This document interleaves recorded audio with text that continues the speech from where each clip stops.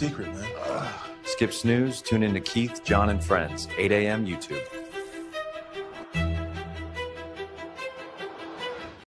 Hey, you ever get rejected so hard that you are agreeing with their reasons? Oh, baby, grab coffee. We're talking about it today. We're talking about rejection and dignity. The show starts right now.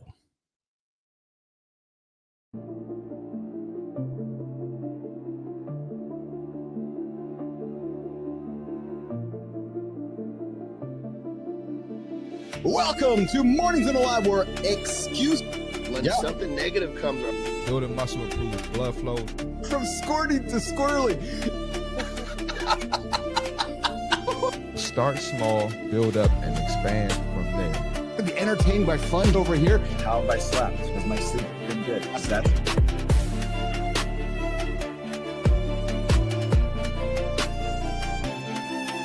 Regret doesn't come from breaking the rules, you guys.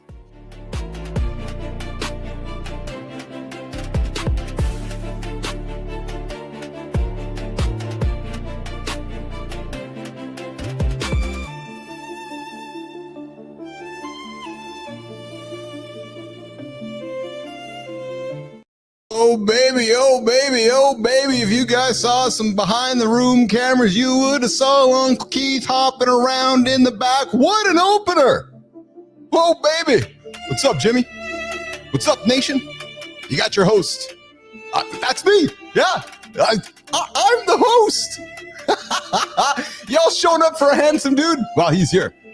Welcome to Morning to the Lab with Keith and Friends. And is it live global or is it Memorex? Oh baby, it's live, all right. I got a good sleep last night. Yep.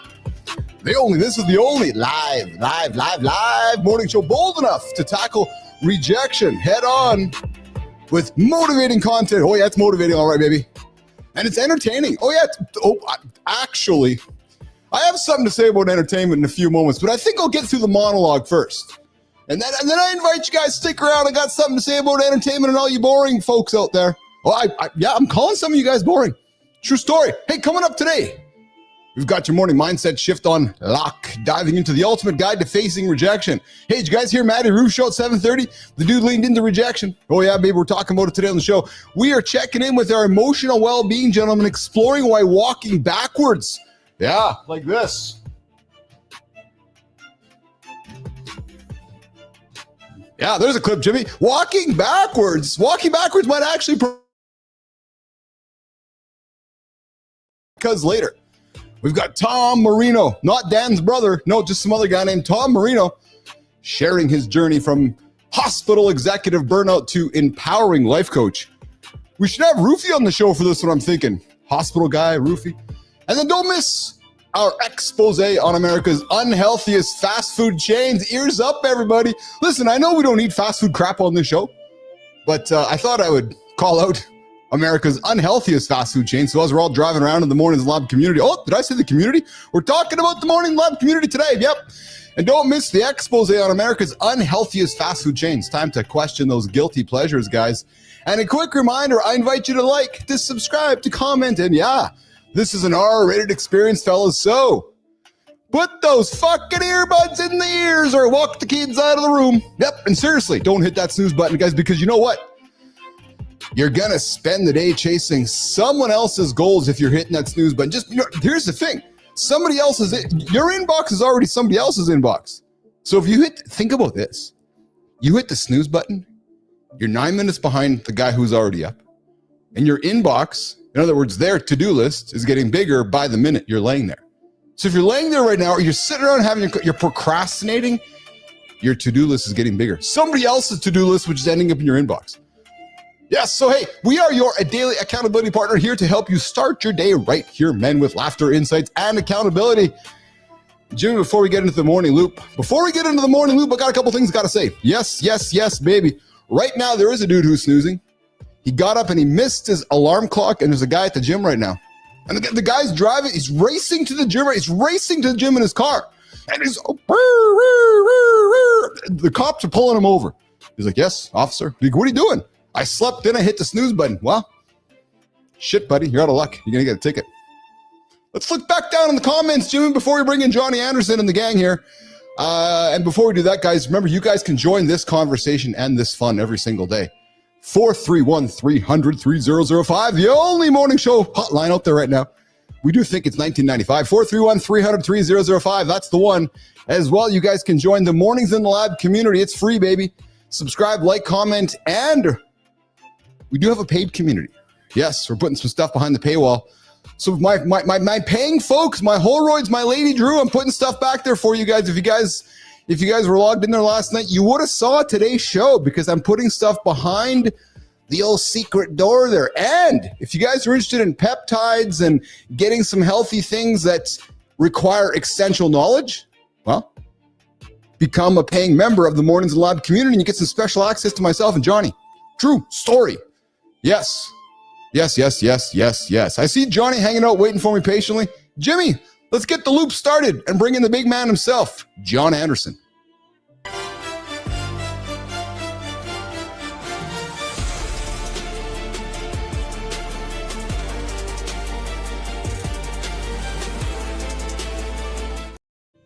Yo, brother, how are you, pal? What's up, brother? How are you? I am fantastic. How are you? I'm good, man. So it's another great day, man. It is another great day. So another beautiful day ahead. I do have to say something that I'm gonna ask for your positive assistance with, because it's not a rant, it's just a positive comment. So you and I have a lot of fun with this show, would you not say? Yeah, a little bit. Well, somewhere along the way, Johnny, people have forgotten that this is actually a business. And I have some folks that think because we have so much fun that just life to spend time with us and come on the show is like free. And I'm not saying that we love having great guests, and we love having a few folks in the show, but I'm very fortunate I get to talk to awesome people after the show as well. And there just seems to be this assumption that because we have fun, it's like it's not work. Well, I do have a comment from my audience, Johnny's audience and our audience. Y'all don't realize all the hard work that goes into building this thing. And it's not my fault that you guys make boring podcasts. Yep, true story. It's not my fault that you guys are on other people's boring podcasts, and you don't know how to create fun. At the end of the day, Keith and John are in the entertainment business. Yes, entertainment business, and entertainment has an expense associated with it. So y'all that were hanging out after the show and you're knocking on my door and you're saying, I want to collab here, collab there, I would love to collab. But in order for Keith and Johnny to keep entertaining, it does cost a little bit of money along the way. Johnny. I think that it's, to a certain extent, people that don't understand that, they can just get out of the way. Yeah. It's like, it's kind of like, I don't know. It's like, there's the people that get it and the people that don't. The people that don't, just keep on moving. Just move the other way. It is a fun compliment, though. I will split it into a positive opportunity, because it is a nice compliment, though. When people are like, "Wow, you and Anderson have such great chemistry. You guys have this great show. Like, how do I do that?" Like, well, it's fucking hard. And you know what the hardest thing is? And I was talking about the roof yesterday. The hardest thing is, you guys are doing it every single day. And what also became clear to me yesterday, Johnny, and you know this. I don't have to repeat this with you, but now I really know why. There's entertainers and there's audiences. Oh, right. So not everybody can be The Weeknd. Oh, so not everybody can be John Anderson or Hulk Hogan or whoever, because we need an audience too. Because to be Kobe Bryant or Dan Marino or Tom Brady, you got to show up every single. Whoa, global, $20, brother. Global. Thank you so much, man. Dude, that's exceptional, man.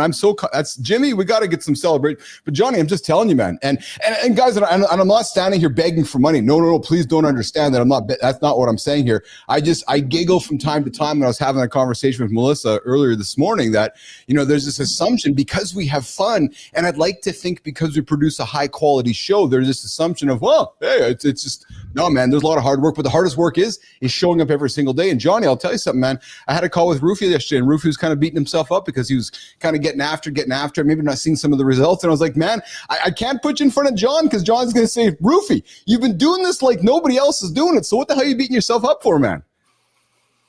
This is that thing where, like, I tell my clients, I tell myself, I tell my kids, you have to judge your efforts. Yes. Because if you're fucking judging metrics, you can't control metrics, especially right away. Yes. Roof, if you're listening, Stop looking at the shit that's distracting you, because what it's doing is it's keeping you from focusing on your effort. And of course, if you're focused on what you're not getting, guess what you're going to get more of? What you're not fucking getting.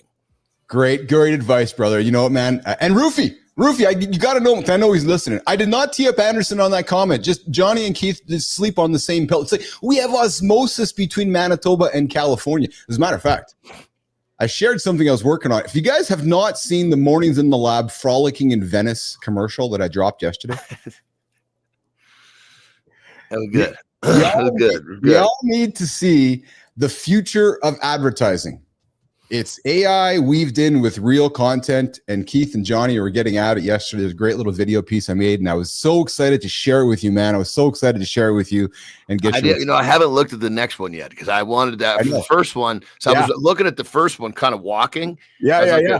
He says I'm gonna like the next one. I want to sit down and give it my full attention. Yeah. And I'm just making some really, really, really cool stuff here to help promote. Quick question, brother. Yeah. Quick question, partner. So when going back to the whole thing of people understand, give me a without, well, I guess if you want to throw somebody though, it's up to you.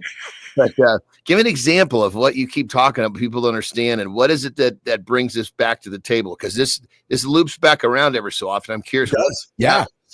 Yeah. So I had a chat with a couple fellows over the last few weeks, and I will, because everybody we have are such wonderful human beings, and I certainly don't want it to come around the wrong way, right? So wonderful human beings, but what I find happens after is because we're I'd like to think dotting the I's, crossing the T's, putting on a high produced show, that there is this assumption, hey, let's collab. Like, what can you do for me? I have something I want to sell.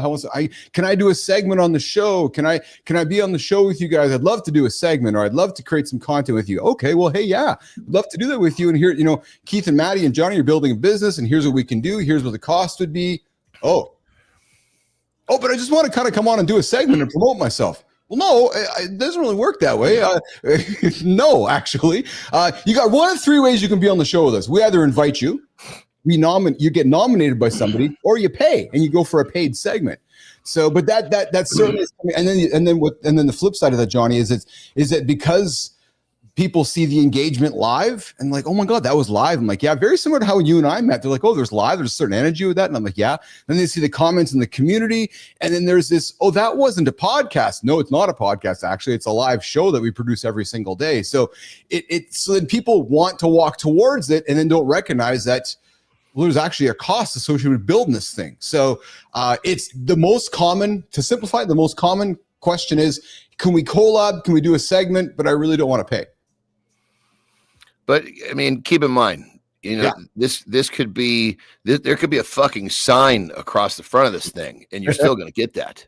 Oh, I know. Hey, Johnny, there's always somebody that wants a fucking free lunch. He's always going to, even though he knows it's not free, he's going to ask. You know what Maurice taught me about my business partner, Maurice? He always taught me, because I one day somebody came to us looking for a raise years ago. I was like, why the fuck asking for a raise? And I was my younger kind of belligerent self, and he's like, no. Everybody has every right to ask. I was like, oh, such a profound statement. And then he says, just like we have every right to say no. I was like, oh, but what really got me there was, is that because I wasn't used to somebody asking, I guess. And I got no problem with asking. And I guess sometimes I got to remind myself that we got to remove the assumptions, because assumptions make asses of you and me, right? Yeah, well, when they say, hey, can I do something? Absolutely. That's what this thing is set up for. Here's the pay structure. Yeah, 100%. And that's what we're doing. And then when they step on their heels, there's going to be the people step on their heels. They're going to be the people that step forward. That's it. That's it. That's exactly it. So, anyways, just some fun here this morning with John and myself this morning. Hey, Johnny, why walking backwards might be your best move yet? Have you ever walked backwards on the treadmill? I did when I was walking up Kilimanjaro. I was training for Kilimanjaro. I was doing some training with AJ, and I was like, you know what? I'm gonna do some backwards work. So have you ever considered stepping backwards? I had a terrible triad, blew up my right knee. Yeah. It was 2005 Ukraine. Yes. Basically strongman sumo wrestling. Fucking two dudes in a 20-foot on the sand. The only rules are you couldn't bite, you couldn't pull hair. How can you throw the other guy out of the fucking ring? That was brutal, dude. Brutal, dude. Oh, yeah. Fuck. Anyway, I fully blew out my knee. I threw this fucking Polish dude, right knee. MCL, ACL, stretched out the PCL, split the meniscus, called the pteryl triad. Yeah. So I get this surgery, right? Have basically like a cadaver graft. I had a tendon brought in they brought an Achilles tendon from a Samoan with 2 bone plugs. All it was, the bones just had to heal. It was anyway.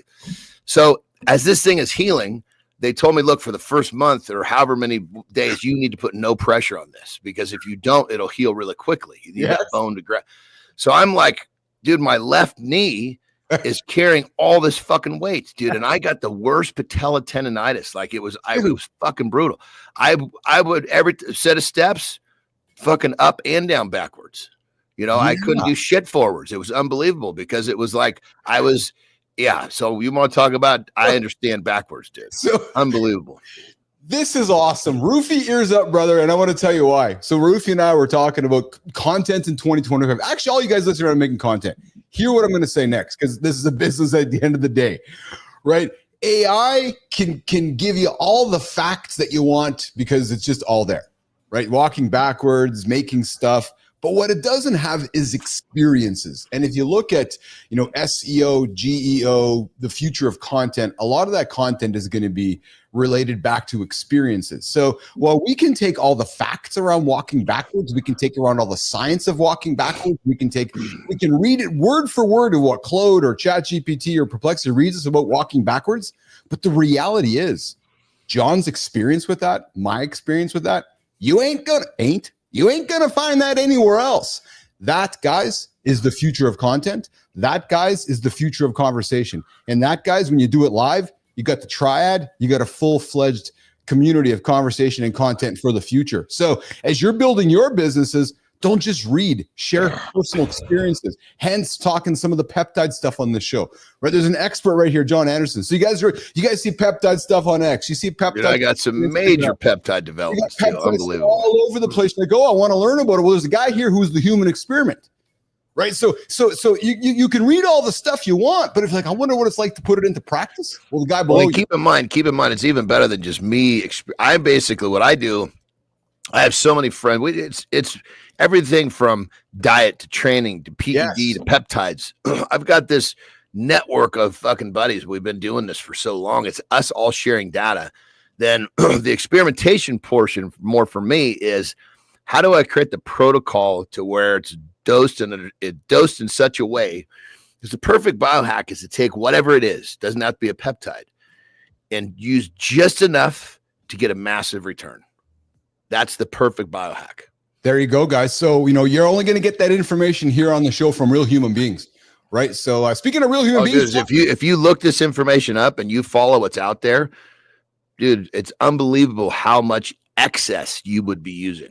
There you go, guys. Like I said, we can do all the research, but what we're looking to build here is a community of experiences. Yeah, you heard me right there. Community of experiences. Speaking of the community and speaking of humans, Johnny, we got Tom Marino joining us here in a few minutes. Jimmy, I see your comment. I see Tom's ready to go in the green room.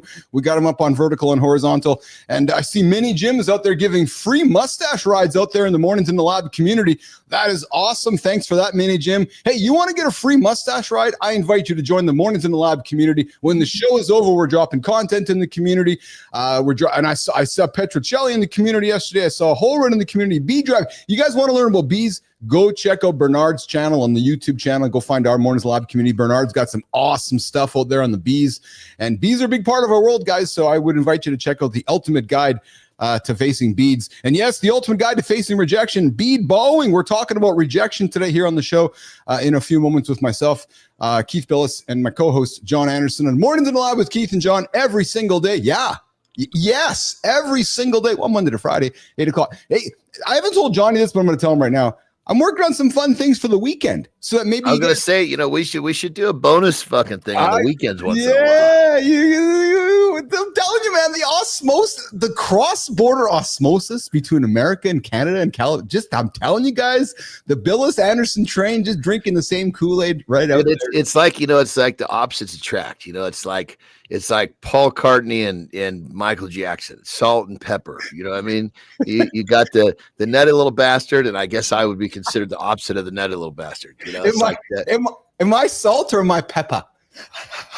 I don't know what you'd be. I think you're You're onion powder. What the fuck is that?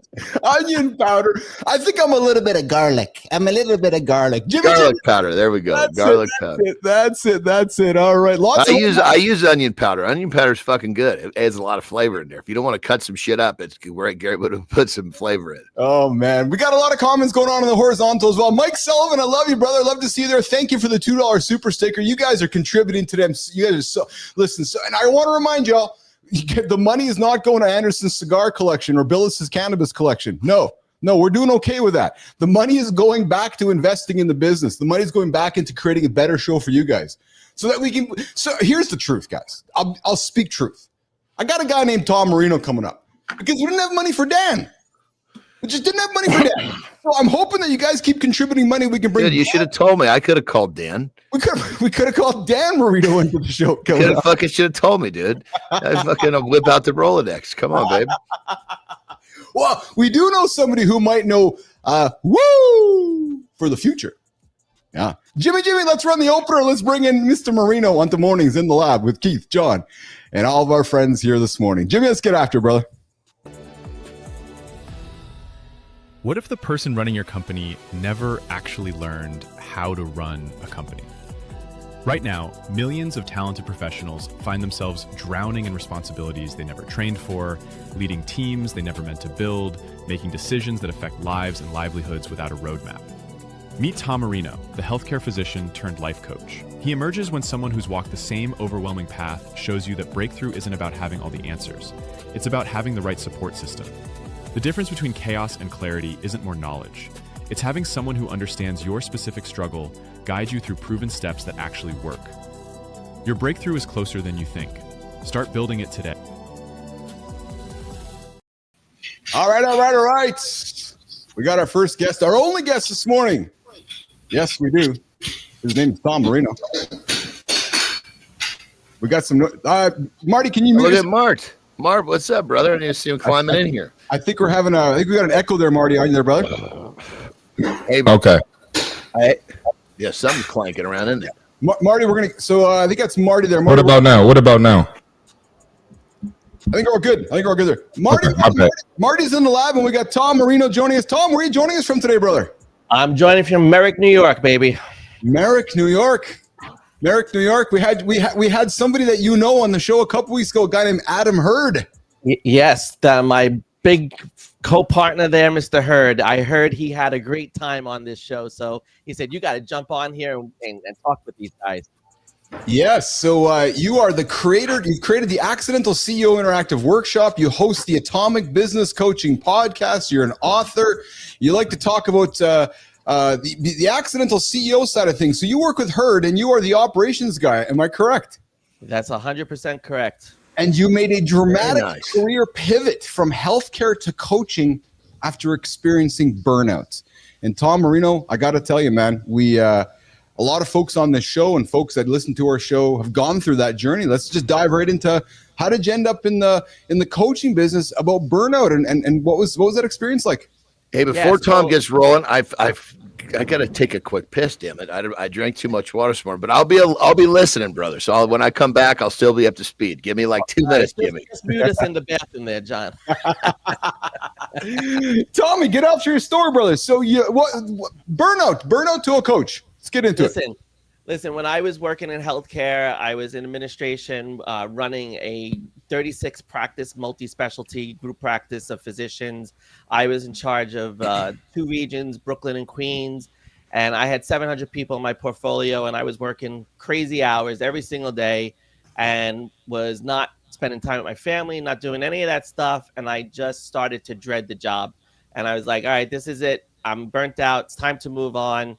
And what happened was I wound up leaving one job, went to another job, and quit that job in 30 days because it was just not the right thing for me. It wasn't a good fit, and I had nothing to go to.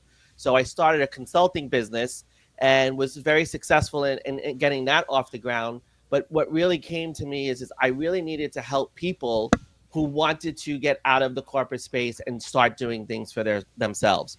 And that's what really led me to become a life coach. And then about 3-4 years ago, it's 4 years ago, Adam and I met at a networking group that he was running and he owned. and we started talking, and we realized we could help each other's clients. He was working with a lot of businesses, a lot of business owners who were really stuck and trying to get out of their own way. They were burnt out from being in the grind every single day. And he and I connected, and he's like, you can help them with their mindset, with their limiting beliefs, with their sabotaging habits. And I said, I had a lot of clients that were business owners, and I really couldn't help them that much with the business as much as he probably could. And we joined forces, and we came together and formed Atomic Business Coaching. But it was all because I was tired, burnt out, stressed out, and needed to do something different in my life. And I'm proud to say, you know, after 7 years since that happened, I'm a proud recovering paycheck holic, so to speak. A recovering paycheck holic. Oh, that is awesome. So, in other words, you're recovering from collecting your paycheck every 2 weeks. You got addicted to that. And you're like, okay, fuck that. I'm going to go earn it myself. You're going to go make your own money doing your own thing. 100%, man. That takes courage. So, brother, it takes courage. Kids and family, and so I'm thinking too. Yeah, I have a wife, 2 kids, a dog, a mortgage, all that stuff. And I just retired from healthcare 2 years ago and said, fuck this. It's time to move on. And that's what I'm doing. So brother, that's what I'm talking about. I've been listening the whole time. When I was shaking it off, I was like, fucking hurry up and get back here because I love this fucking shit. Let's go. I have something for you two to get into, and me and Marty will go have coffee in a moment because I got a word here. I got a word here, Johnny, you're going to lean into, and you both are going to run with it. Before we do that, I got to ask one question of Marino. So, Marino, there's a lot of guys, there's folks tuning in right now that want to make the jump or the leap like you did, but then look to the left, they see their wife there, look to the right, they see their kid there, look to the front, see their dog there, they look in the desk, they see a pile of bills, and then they're addicted to the paycheckaholic. But then, they're like, but then they're going, but I don't want to race toward, I don't want to just waste my life rushing towards retirement. How did you, and I'm being serious, man, how did you find the courage? Or was it, did you save some money up? Like, tactically tell me. Yeah. You made the jump, man. It's hard for people to do. It's hard to do 100%, but here's what I did. I started my business 7 years ago, and I built up a reserve. And when the time was right, I said, okay, I'm ready to jump full in. You know, you got to give it that 3 to 5 year window to really get established and get moving in the right direction. And that's what I did. I was working literally 2 jobs the last 3 years of my healthcare career, so to speak, before I took the leap and said goodbye to healthcare and retired. I built it up. I made sure that I had enough in the bank to survive and continue to flow. And I got to a number of clients that I was comfortable with. And then Adam and I started the business, and that was additional income on top of that. And we didn't even start it, to be a business. We were just, goofing around and trying to figure out how can we really help more people. And we woke up one day and we realized, oh shit, we got another business on our hands. So it really took leaning into what I believed and found my purpose to be. Oh, and yeah. I have to say, you have to have a lot of trust and blind faith and just go into it and understand that if you lean into what you're meant to do here on this planet, you will let the money flow to you. You will allow abundance to come into your life. Now, it also helps that my wife was extremely supportive. She works a full-time job. We get a lot of benefits from her. So I was in a good situation to be able to step away, and I had a lot that built up my courage. And I tell you, it was not I was scared shitless, man. I was scared shitless, but here I am, and Adam and I are running a very successful business. And listen, I get to be there for my kids. I'm really a travel baseball dad, and I do all this other shit on the side. My son is a baseball player. We're working on getting him into college and all this stuff. And I get to be there for every part of it because I'm in control of my entire life. That's awesome. Hey, guys, I see all the comments in the community. I love all of your comments, guys. You guys are awesome. Let's keep it going, and I'll come back to you guys in a few moments here. We got Tom Marino joining myself, John Anderson, C. Marty Thitt here this morning on Mornington Live with Keith and John and Friends every single day, 8 o'clock Eastern time. So, guys, keep the comments coming in. Again, I see them. Johnny, listen to what I'm going to say next. Well, real quick, I just wanted to back up what my man was saying there, Tom, is that, that's one of the things that every day I find myself writing in my gratitude journaling, is that I'm grateful for my life with choices, which is what you just described. Yeah. Good fucking shit, brother. Yeah. Man. It's all about choice. It's all about choice. I just want to add one thing real quick too. Yes. Yeah. When you're moving with good momentum, you're moving in the right direction. You kind of just find your purpose. That's what Tom did. Like he didn't Exactly it. he didn't purposely come up with this business. It kind of just happened because he was, he had a good heart and he was doing something he loved. So I just wanted to add that too. Love that. And Marty, we got Mike Sullivan coming in and saying, hey, Marty, good to see you again. Mike was on the show back in June 2024 here. So we got Sullivan. And Sullivan, I see What's up, Mike? And I see your comment there as well, Sullivan. And I wanted to throw this out there as well, guys. I love how the early morning energy and talk wakes me up cognitively and in turn allows for making more progress. That's what's awesome. And Sullivan throws $2 on the table here this morning. I appreciate that. Anderson, Mike. Anderson, you're going to love what I say next, brother, because the word that Marino uses that you lean in every single time. Hear me clearly.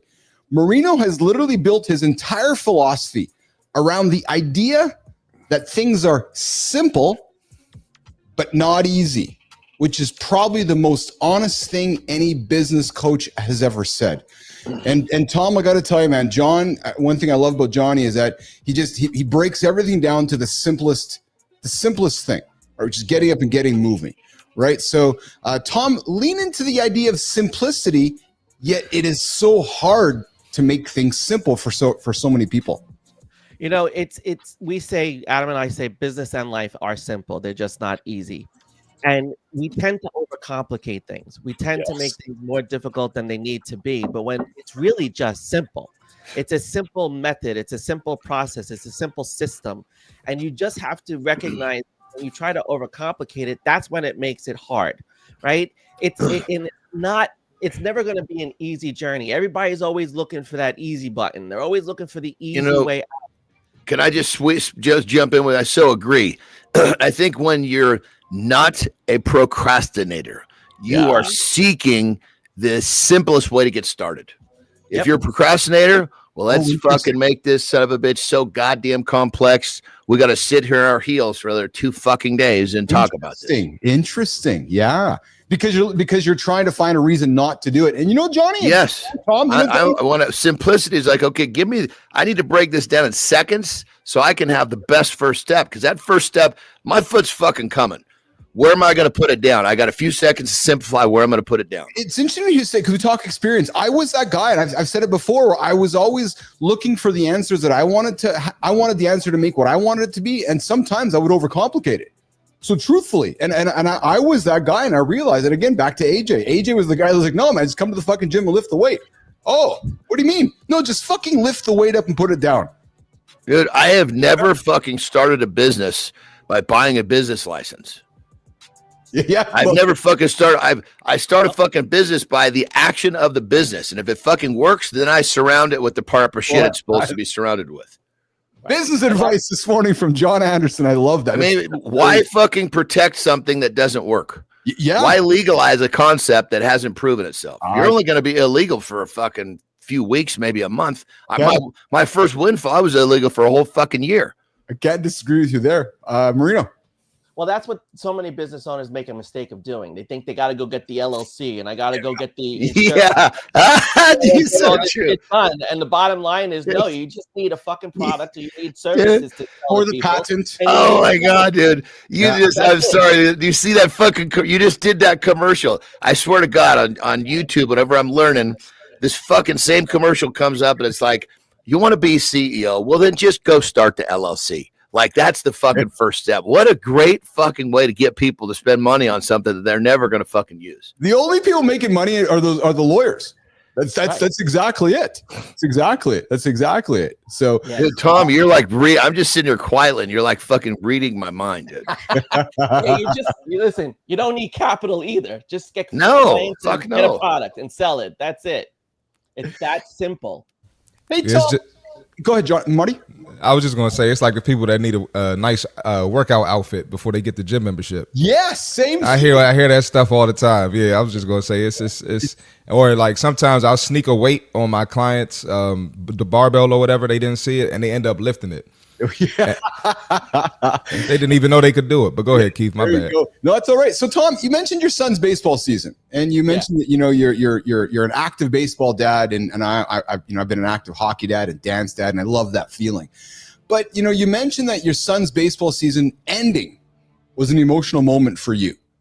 So, how has being that sports dad influenced your coaching style when it comes to coaching business coaches and business leaders? Like, what's that bridge, Tom? Yeah, the most important thing is that people struggle with is that they don't have good boundaries sometimes, and that's what causes their burnout. And when I realized what my non-negotiables were in life, I really put them into play, right?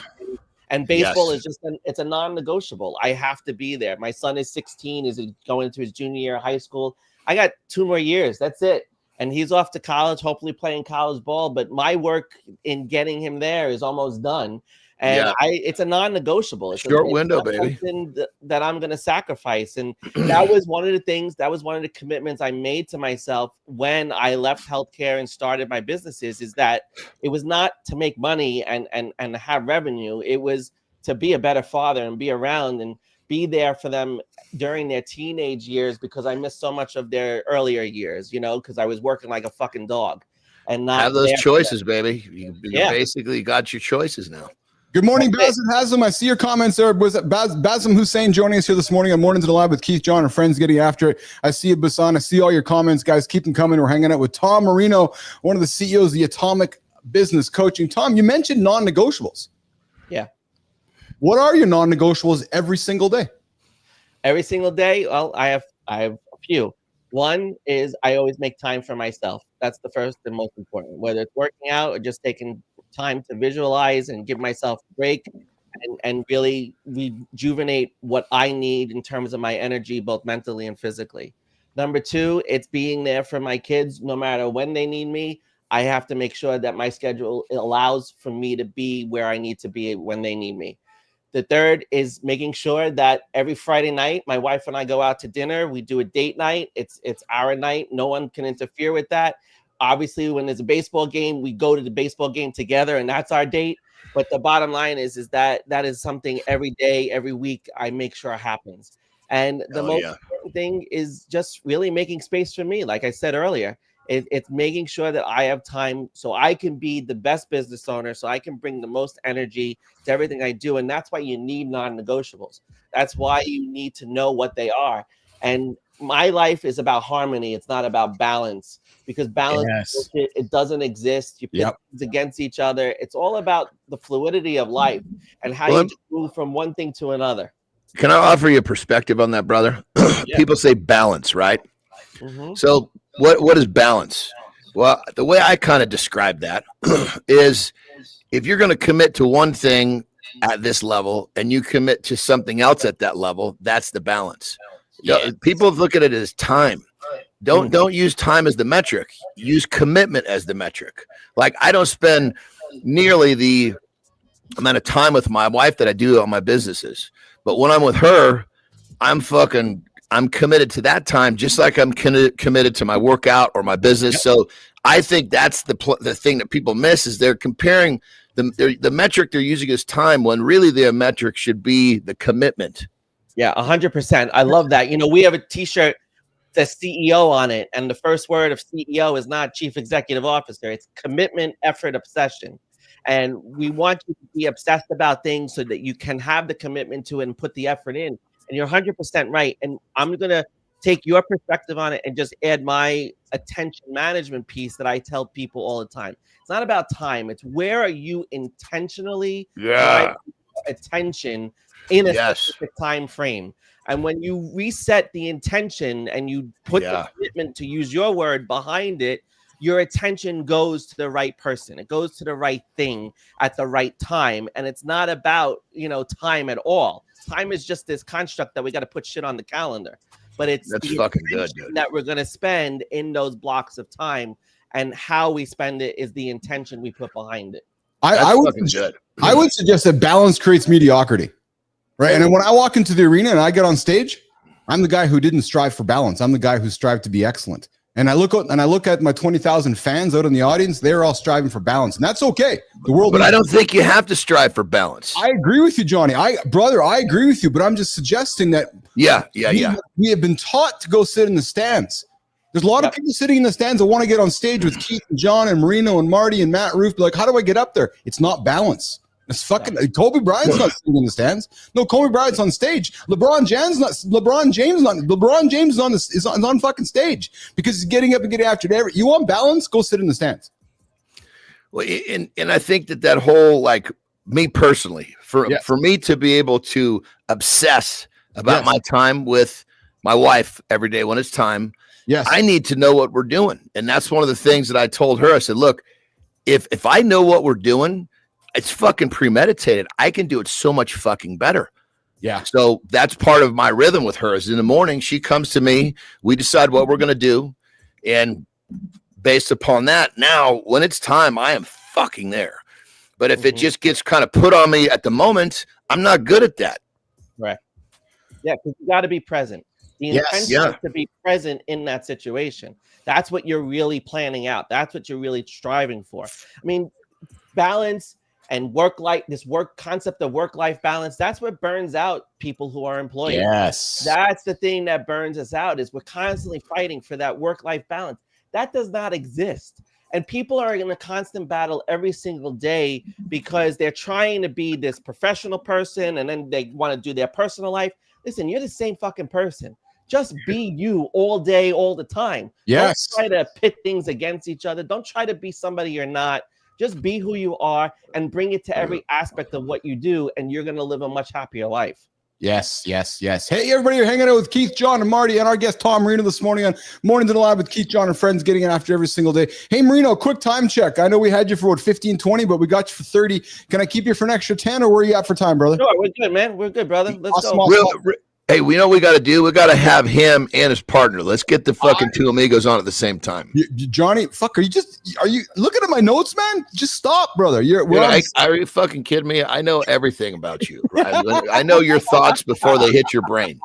We got Global coming in with a really profound comment. And then Jimmy, what we're going to do, Jim, is I think I want to get into, we're going to do lifestyle. So Jimmy, we're going to do a comment from Global. We're going to do the lifestyle tip with Anderson. We're going to come back, talk rejection, and then we're going to wrap it up with the quick hits with Tom Marino. But Global comes in with a great comment that Global says to us here, and I love this one because, so Tom, I'm going to start with you first. You talk about helping CEOs who never plan to lead, yet then the question is, did you ever plan to lead? But then Global comes back, and I love it, and he says here, notice those that act like leaders eventually become nominated to become one. And that's so profound, right? It's like if you act like a leader, you probably are going to eventually become one. Right. Yeah, so when I think about you talk about helping CEOs who never plan to lead. Right. They wake up like, oh, I'm a leader. I need some help. Would that be fair to say? Listen, absolutely. I mean, most solopreneurs, most of them went into business and created a job for themselves. They created a revenue stream. And then when they become successful, and we see this, once you hit that 250,000 revenue mark, you start to realize, oh shit, I could actually make something of this. I could actually have a company because I'm starting to burn out. And that's what happens is we bring them to recognize that now we're going to set some intentions behind what you've been doing. You've gotten to this point and you lack the intention of being the leader of your company. You lack even the idea of wanting to have employees and wanting to scale this thing and bring it to another level. And that accidental piece now needs to become an intentional thing. And Adam and I were accidental CEOs in Atomic Business Coach. We came in here with an idea that we were just going to help some people. We were going to do it for fun, and we really weren't going to make a business out of it. We're going to charge people some money just to do it. But we woke up and we're like, holy shit, this thing really works. We got to that point and said, all right, now we have to set a lot of intention. What are we doing? And that's how we even came up with the Accidental CEO workshop that we do every week. It's an opportunity for people to come in that aren't sure how to do this, what to do next. And in a 90-minute workshop, you're going to walk away with what most people pay $10,000 for from us. And that's what it's all about. It's about how you set the intention to build some infrastructure and get the answers that you need so that you can now be an intentional CEO and no longer be that accidental leader and really become and embrace the role of the CEO, which is the leader of the organization. A CEO's job is two things: to revenue generate and to develop the product, the process, and the people. And in the developing of the people, that's where you really become the true leader of your organization.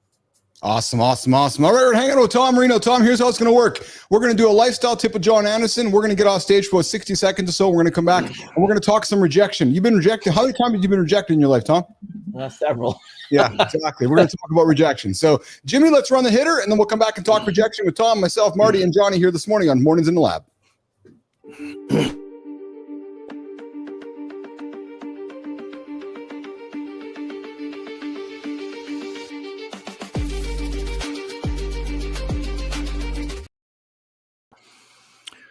All right, we're going to kind of run a little further with this conversation we're having about balance. You see, so many of you guys are, this whole work-life balance thing has got you quite confused. Well, here's the deal. You got to think of it from a different metric than time. Now, granted, that is a metric for sure, and it has to be considered. But if you start off with looking at your intention of your commitments, if you commit to everything, and that's what I preach, don't just be good at your body, or don't just be good at business. Don't just be good at relationships. Be good at everything. And how do you do that? Through intentional commitment. If you've got a wife that has been out of shape because she feels like you're spending too much time working, what she's really saying is, I need some more attention. That doesn't mean you spending an hour with her on the couch scrolling on your goddamn phone. That means the time that you have, make her feel like she's the only one in the fucking universe. That's the type of commitment you need to give to everything in your life. You'll be pretty blown away when you start to commit to all areas of your life. Time starts to slide down the totem pole of the metrics, because, again, if you're just kind of wandering from here to there, the only thing that you can really gauge, if you're not, let me rephrase that. If you're not committing intentionally to all areas of your life, then time is the only metric that you have to look at. And if you're using that as your metric, you're always going to be upset. More importantly, your loved ones are going to be upset. The people that need you are going to be upset. So again, if you're having to struggle with this, look at it from a different perspective. Are you committing to everything in your life equally? If you are, that's a fucking great place to start. Rock and roll. What if the moment that feels like your biggest failure is actually your brain preparing for your greatest breakthrough?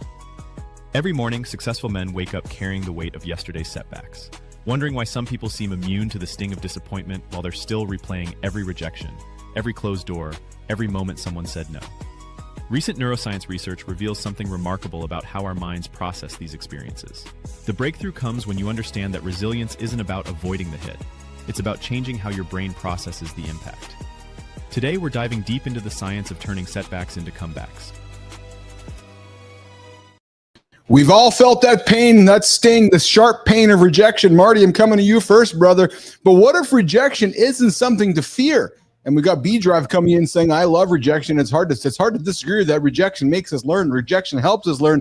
But rather your secret weapon for unstoppable growth. Today, we're here with our guest, Tom Marino. Let's talk about some proven strategies, some proven ideas. And Maddie Roof talked about it this morning on Kindness Rising at 7:30. Strategies to turn rejection from a painful setback to a powerful springboard for success. Starting with our brother from another mother, Christopher Martin. See, Marty, rejection, brother. You've been rejected many times in your life, going through that basketball career, work career.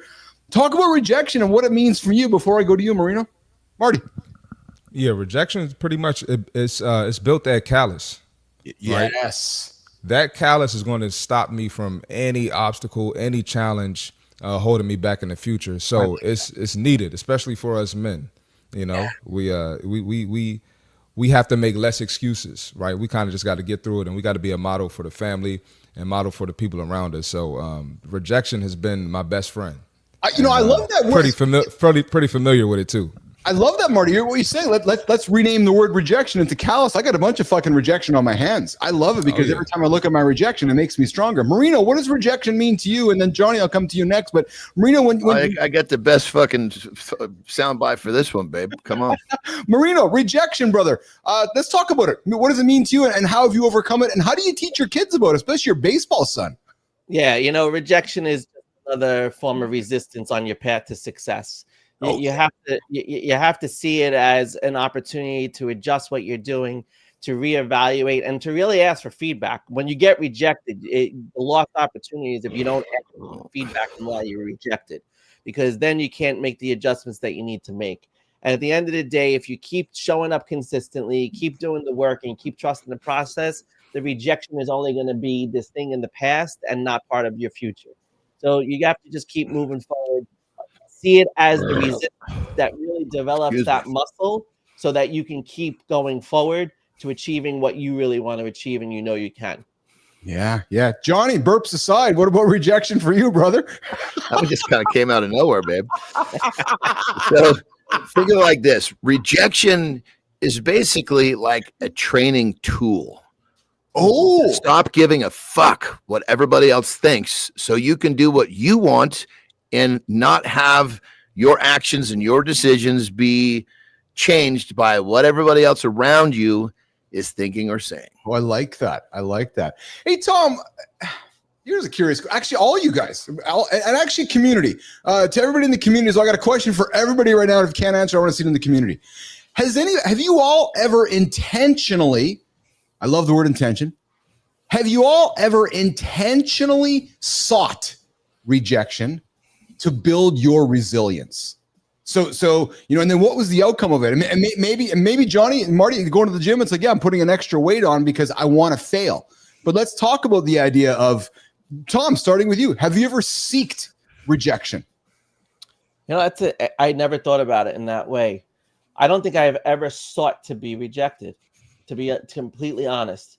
Yeah. I could think of situations where I may have put myself where it's been impossible to achieve what I thought I could, but I don't think intentionally I ever sought that out. But it's a really good, I really like where you went with that, because I think when we put ourselves in positions to fail, it makes failing a little bit, and I hate to use the word, a little bit easier. It helps to accept it a little bit better. And I think we have to set ourselves up for a little bit more rejection so that we could actually grow more than we are. Yeah. What about you, Marty? Have you sought rejection, Marty, to build resilience? I'm seeking rejection right now, man. I'm always working on something, always planning something. Love that. And I'm literally in the middle of it right now. So that's a big part of my life. I'm always trying to level up and get to that next level. Yeah. How do you grow if you don't? No, exactly. Johnny. If you want to use the tool to the fullest, you have to break it into the micro. I've told the story before. In my strength career, I would often take 700 pounds on a bar, put it on the outside of the rack. So when I walk it out, there's no catch racks. And I know when I walk it out, I'm not putting it away because I'm gonna fall with that weight. 700 fucking pounds. I'm gonna go and see if I can get one more. So it's a pre-planned rejection. Since you're gonna take that rejection, well, might as well get one more today. Yes. And when you break it into these little micros, it's so fucking easy to deal with the macros. Yeah, and I like to think about it, Johnny, when I do my running on Friday. We all know how much I love it, and I say that with much sarcasm, with so much sarcasm. But in many ways, when I got in that tread or get outside, I'm seeking rejection because it's something I dislike doing. Johnny, notice the word. I dislike it. So when I dislike it, I'm seeking that rejection, ain't I? Because if I'm seeking that rejection, I'm hoping that it's building my amygdala. Right. So maybe it's just a way of reframing the whole situation. Marty, I love your honesty, man, that you're out there seeking rejection. And if I think about what Roofy's after, right? Roofy's creating a brand new show from scratch. Every single day he's being rejected. But every single day he gets up, he moves further up the mountain. Well, then if you're not doing if you're doing something that you know that you can do, you're not fucking growing. Isn't that the truth, actually? Jesus Christ. If you're not challenging yourself with something, man, I've never done this before. Fucking recalibrate what you're doing. Yes, exactly. So Jimmy, we're going to do this. I got a comment from Global, then we're going to go to rapid fire with Tom Marino. So Global, rejection equals being redirected to something better. Global, so profound this morning. Jimmy, let's do rapid fire with Tom Marino.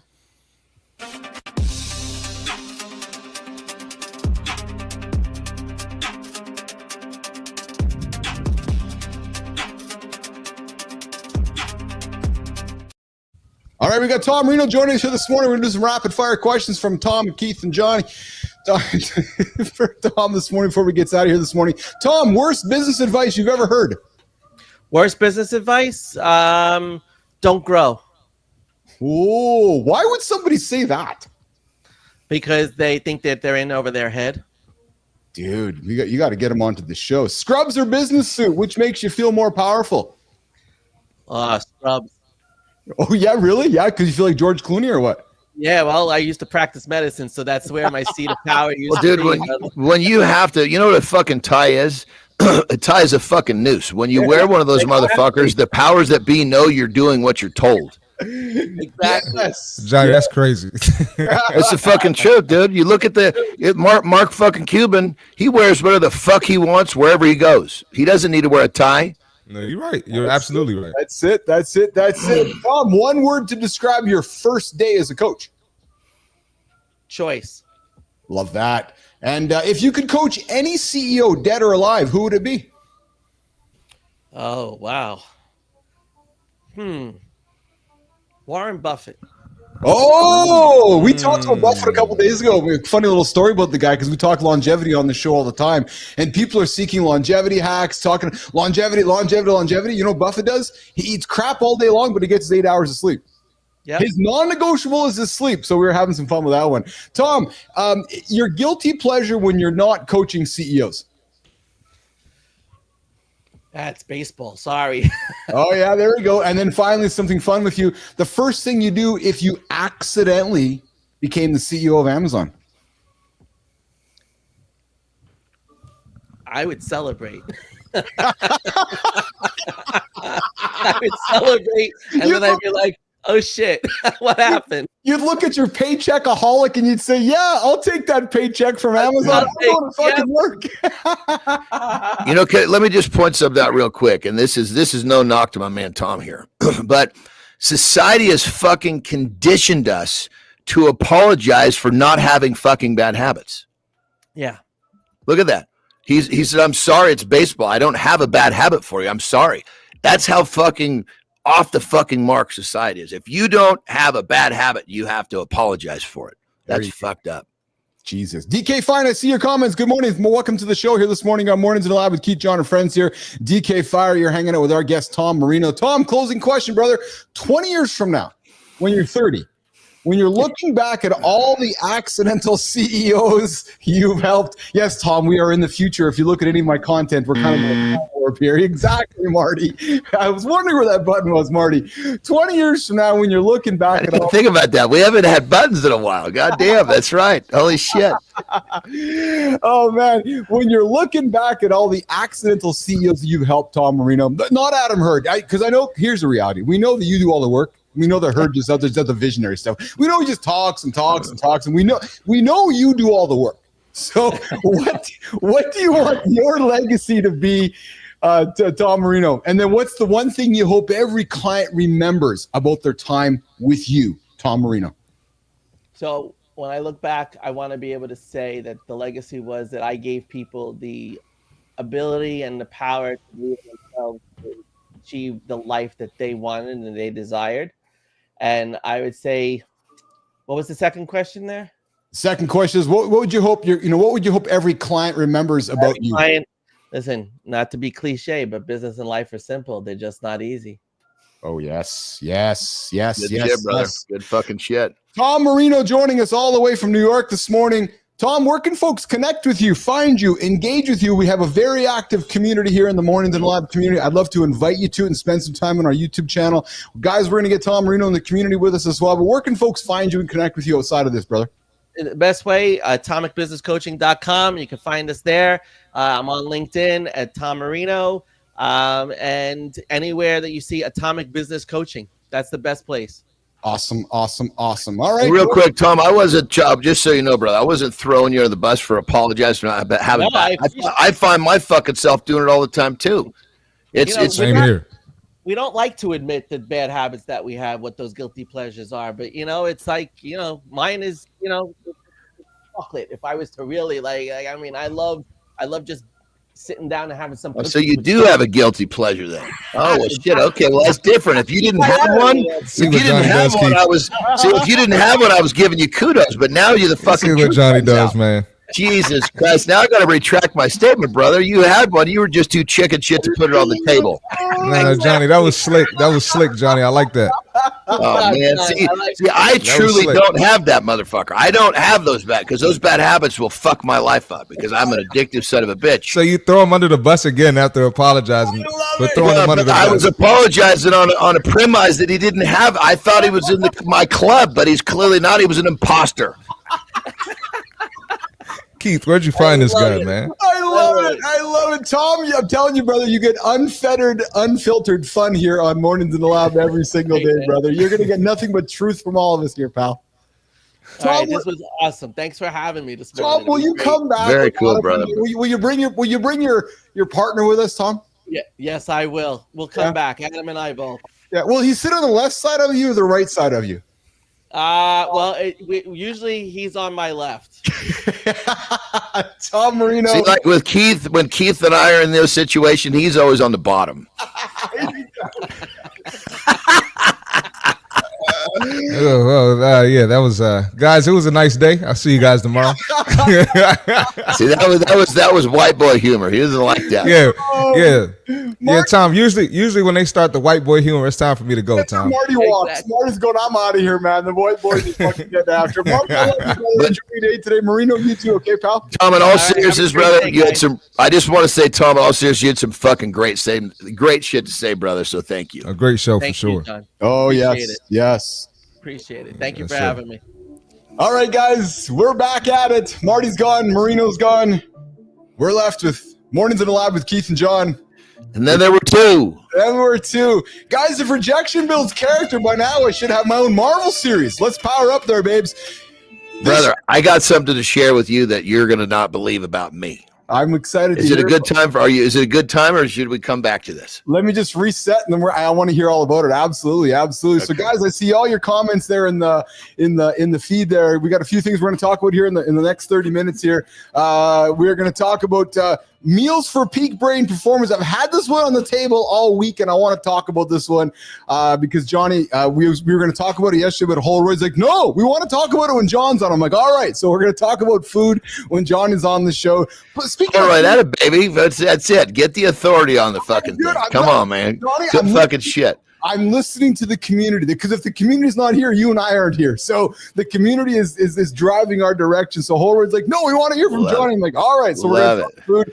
And guys, and I know none of us eat the shitty food that I'm going to talk about here because John's going to give me shit for even bringing it up. But Carter and I thought we'd have some fun with all you motherfuckers about the unhealthiest restaurant in America. So there's a tease. What do you all think is the unhealthiest fast food chain in America today?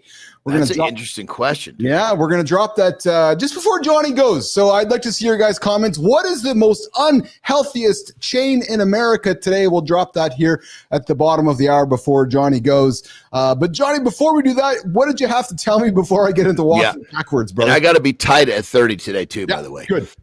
So, you're kind of the one that's, well, there's been two. You've been a big influence, and then my current business coach has been a big influence in me getting started with AI, right? Yeah. You've been probably more influential because I talk to you more than I talk to him. Yes. But so I am actually having an AI bot built specifically to help me within my businesses. Yes. Good.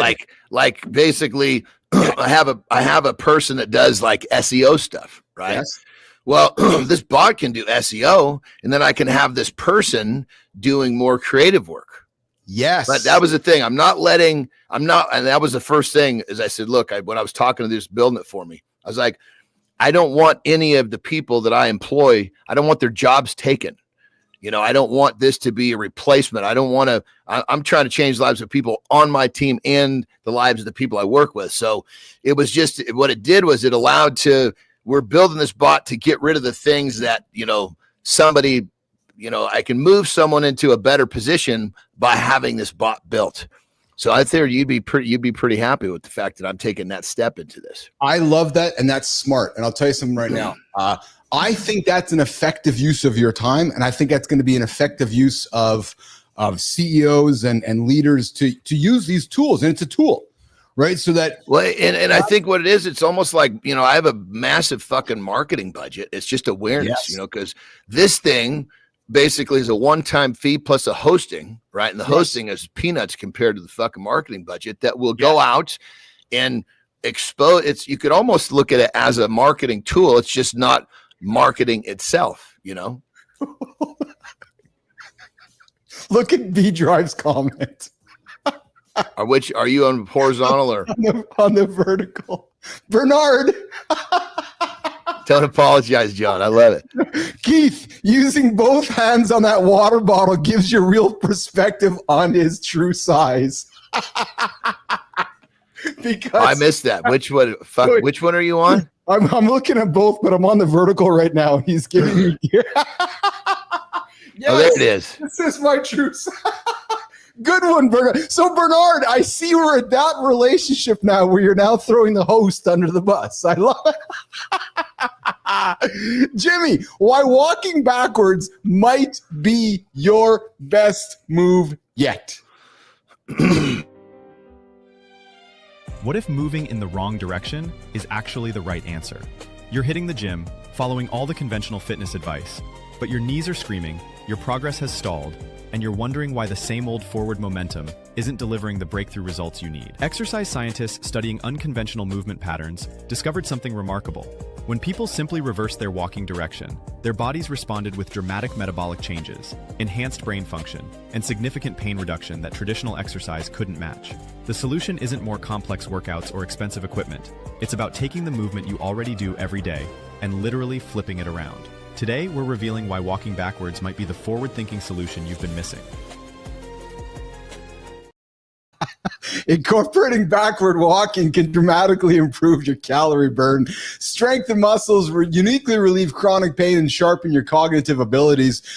Johnny, we teased it up here. Johnny talked about his experience walking backwards. Johnny, we got a bunch of new people on the show right now since the start of the show here, so I'm going to come to you in a quick second. But guys, walking backwards burns approximately 40% more calories due to the demands, because it's just different on your body. Johnny, but all the things that you described, cognitive function, burning more calories, all the shit you described is really coming down to doing an activity that's new where you actually have to learn to get good at it. Yes. You know, you've got coordination, cognitive function. Of course, you're not going to be as efficient walking backwards. So you're going to have to work harder to move. It's just, you could compare this to any new type of movement. Yeah. So just like you do it. Just walking backwards on the show. Oh, you were. I was on a vertical side. You just kept going in and out of the screen. I was like, what the fuck is this doing? What you guys want to do today is trying it out. True story, actually. So, you might find, you are going to find different muscle engagement. You might find some pain relief. You might find some balance improvement, and you might find some cognitive boost, right? Because you're going to be doing things you're normally not doing. And true story, start simply on a treadmill. I did it. I've done it. I've done treadmill, incline backwards walking. Johnny did it during his rehab. And as goofy as it sounds, it works and it is effective. You know, it's funny. Go ahead. On that level, real quick, I was going to say, if you're interested in trying something new to do this stuff, walking backwards is the lowest barrier of entry. You could always put a walking lunge into this, which would then take those percentages would fucking shoot through the roof. Yes. I got to tell you a funny dad joke about the walking backwards thing. So I like to keep my kids' life entertaining. Johnny, I think you'll love this one. I love to keep my kids' life entertaining. And often as my kids were growing up, we'd go through drive-thrus. I'd say that, it's boring to talk normal all the time. So we'd go through the drive-thru and I'd use different accents and different voices to keep it interesting. But what I did with Piper one day, I said, Pipes, we're driving to dance today. She goes, yeah. I go, but I'm just bored of driving forward all the time. She's looking at me. She says, what? I go, no, we're going to drive backwards. So I fucking turned the Jeep around, Johnny, and drove backwards about half the way to her dance class one day. I just drove through my neighborhood backwards. And I put my Jeep in reverse. Then I just drove backwards all the way through my neighborhood, about a couple kilometers, a couple miles through the neighborhood. And she's looking at me, and all the neighbors are looking at me. What are you doing? I'm driving backwards. She goes, why? Because it's boring driving. I drive forward all the time. So just got to mix it up. See, that's the nutty little part of you right there. Because I get the concept, but I'm thinking to myself, if I'm going to do something like that, I want a little bit more of a return on my investment of what I'm doing. Fast food shock. What is America's unhealthiest food chain? We're going to drop that in about 15 minutes before Johnny goes. But before we do that, we are going to talk about food that will help help your brain. I got some recipes here, which are brain. Where is it? 5 quick meals for peak brain performance. I've had this on the table for about a week now.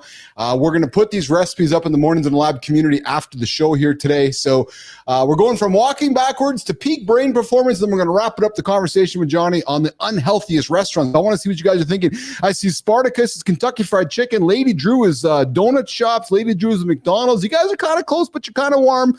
Mike Sullivan, what speed? 0.5 miles per hour on the treadmill to avoid falling off. Yeah, Mike, I was going 1, 2, and I'd put the incline at about 3%, 4%, and I would just walk backwards. Johnny, any advice on speed? You know, I can't remember the last time I walked in a fucking treadmill. Because honestly, if I'm going to walk, I want the other parts of walking. I want the fresh air. I want the experience. Yes. I'm going for a walk after the show. Double A, these fellas look like they snuggle Twinkies into a porta potty and eats them while sitting on the toilet. Nope, that's not us, actually.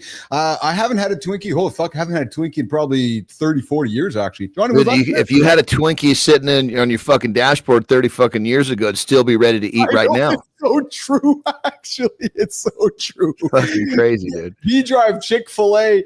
All right, Jimmy, 5 quick meals for peak brain performance. Holroyd, ears up. This is all for you, brother. Let's do it, Jimmy. What if the difference between feeling mentally sharp and struggling through brain fog comes down to a single choice you make before your first cup of coffee? Most high-performing men wake up ready to conquer the day, but within hours they're battling fatigue, poor focus, and that familiar afternoon crash that derails their momentum. While everyone's searching for the perfect productivity hack or expensive supplement, breakthrough research from leading institutions reveals that the solution isn't about adding more to your routine. It's about making one strategic shift that takes less time than checking your phone. The most successful people have discovered that small, intentional changes in those critical first moments create compound advantages that transform not just their morning, but their entire cognitive performance throughout the day. Stop settling for average energy and start programming your brain for peak performance from the moment you wake up. Today, we're going to serve some real talk on motivating content design specifically for men's health and daily accountability. Today, eating the right foods dramatically boosts memory, mental clarity, and sustained energy, especially for all of us tuning into the show here today. I got 5 to put onto the table. We're going to talk about them. We're going to put them into the community so you guys can use them along the way. And John's a big fan of simplicity, and actually so am I in many ways. So we're going to get into it. The omega-3 Power Bowl. Johnny, essentially salmon, quinoa or brown rice with some spinach, avocados, tomatoes, olive oil, and some lemon juice. Salmon and quinoa together. Oh my God, I love that, man. Dude, I've been really leaning to olive oil lately. It's just tasted so good to me. Holy, I literally put it on my food like a dressing. Yeah. You know what? Talk about olive oil, because that's a good topic for the show, because many don't realize that there's a lot of shitty, cheap olive oil in the market. Well, dude, and on that level, it's even big. You're totally correct, but it goes deeper. Yes. Is that somehow there's even fucking olive oils out there that are labeled olive oil that are like soybean oils and shit.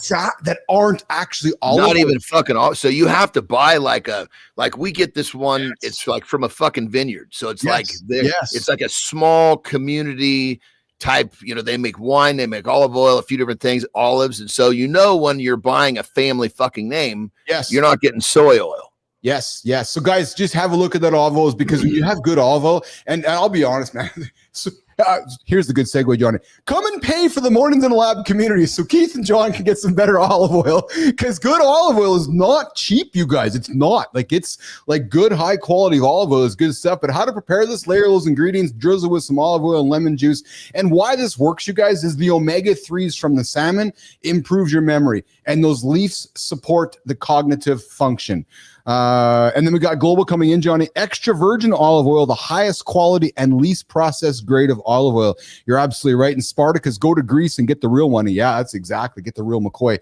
All right, number 2, guys, on our list of foods to eat today if you're hungry. Johnny, have you ever been a yogurt guy? I know you don't touch much of the carbs, but have you ever been a yogurt guy? Yogurt. Yeah, ever? Yeah, I mean, when I was younger, because when I was younger, I was just a protein seeker, right?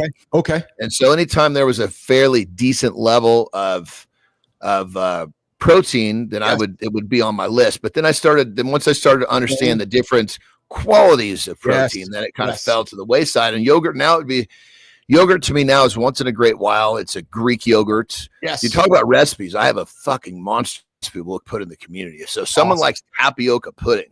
Yes. I've got this recipe for it. Of course, it's not tapioca, but it has the tapioca-ish thing, and it's fucking amazing. And it's actually good for you. I recommend to my clients to have it right before bed.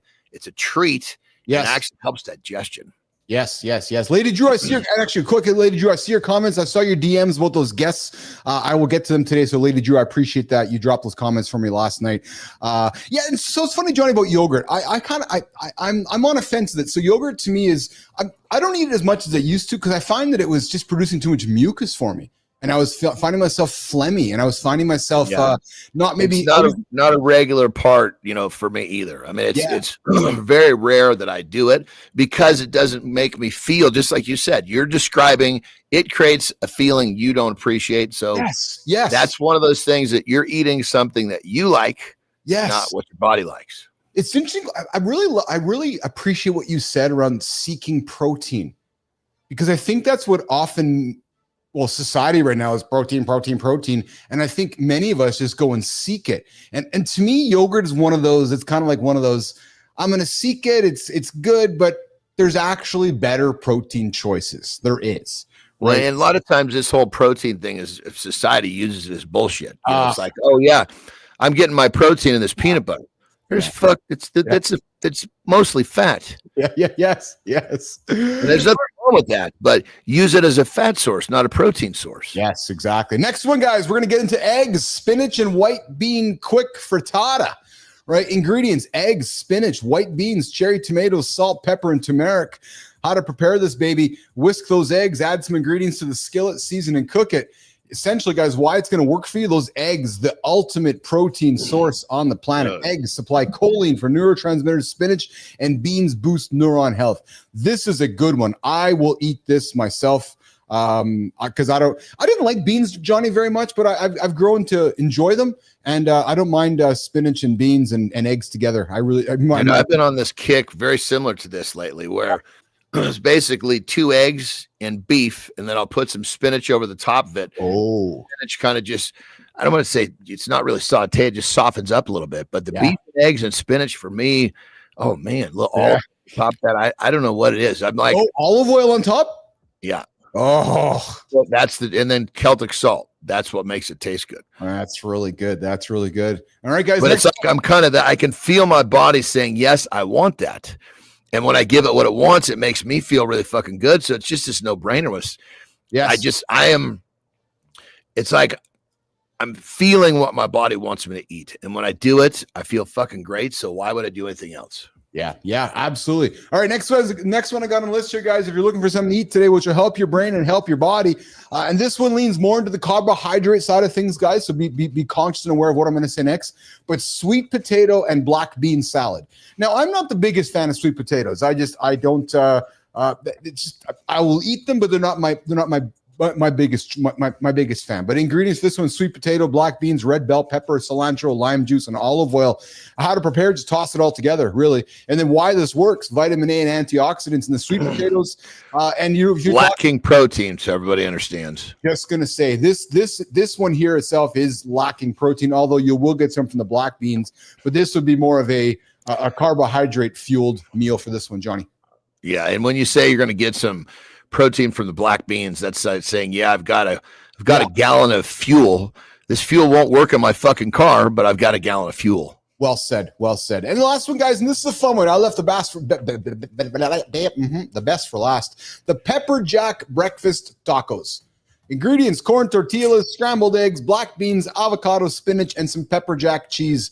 So the cheese would be the worst part of this whole thing, and then of course some salsa. So why this works: you got the eggs, the best protein on the planet. You got some beans to promote the steady mental health energy. You got some spinach, some avocado. Oh my God, I fucking love avocado, and love avocado. Get those healthy. One of my foods I call that one of my superfoods. I can eat that. It digests so fast. Yes. I want to create a soundbite with you. Here's how it's going to work. What would you say to somebody who says, I'm going to get fat eating avocados? I say, stop eating all the other dumb shit that you're eating outside of the avocados. Beautiful. Oh man, some people make me Yeah, the laugh. avocado's not making you fat. It's the fucking Big Mac you had for lunch. You're blaming the avocado because it's the easy way out of working on your good food choices. I love it. I love it. So, guys, I invite you to join the conversation in the Mornings in the Lab community. What are your go-to brain-boosting meals? I would love to see your guys' recipes, your meals, your ideas. Guys, we only build this community if we're all doing it together. You heard what I said yesterday. This is Keith and John's show. We're just really the shepherds.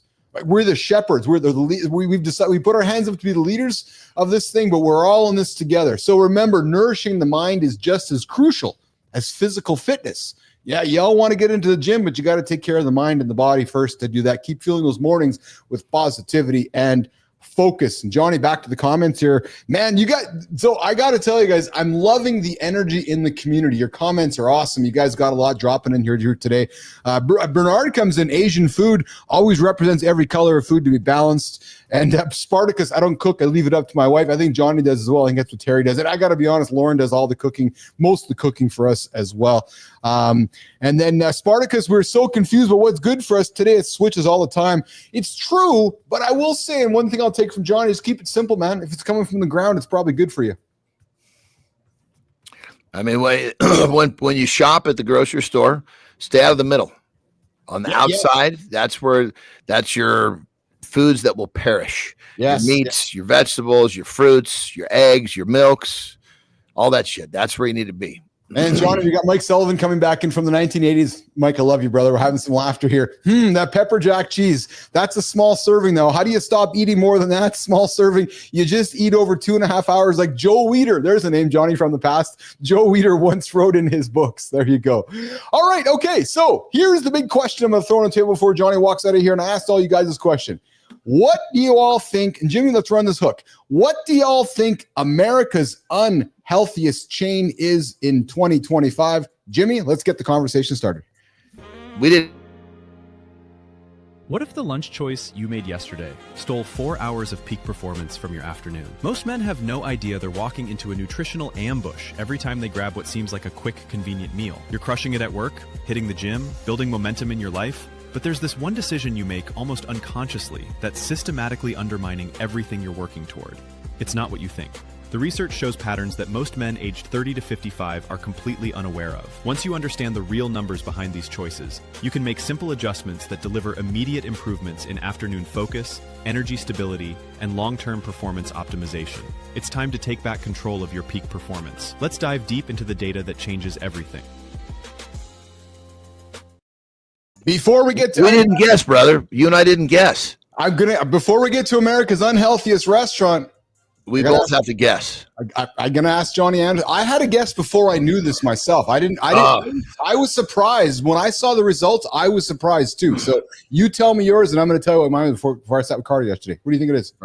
Well, I don't do a lot of studying on fast food. I'll say that. Yeah. So it's on very limited knowledge base. Yeah. So like in my mind, I'm thinking, okay, if you're in a place where you got a patty of meat, that's moving in the right direction. So yes. My mind goes to what is a place where it's just a lot of fucking shit smudged. Yeah. Smudged, those type of foods don't have much nutrient.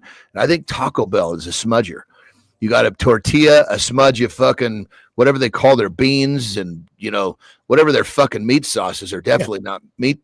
I can't say that a burger patty at a fast food is great, but it would have to be better than whatever meat they put in Taco Bell stuff. Taco Bell, yeah. So my guess when I sat down with Carter yesterday, Johnny, was Cheesecake Factory. Oh, there's so many good ways to eat there, though. But then Carter corrected me because that's not really a fast food chain. I was like, yeah, you're right. But you can order a steak there. Yeah, you're right. Vegetables. But their menu's like a fucking Bible, and it's just laced and it's. But then the question is, are we taking that as a whole, or are we taking the worst thing off the menu? That's now the different question. So that's fair. So let's get to it. So the answer is this: the unhealthiest food chain in 2025 has been crowned Wendy's. Wendy's.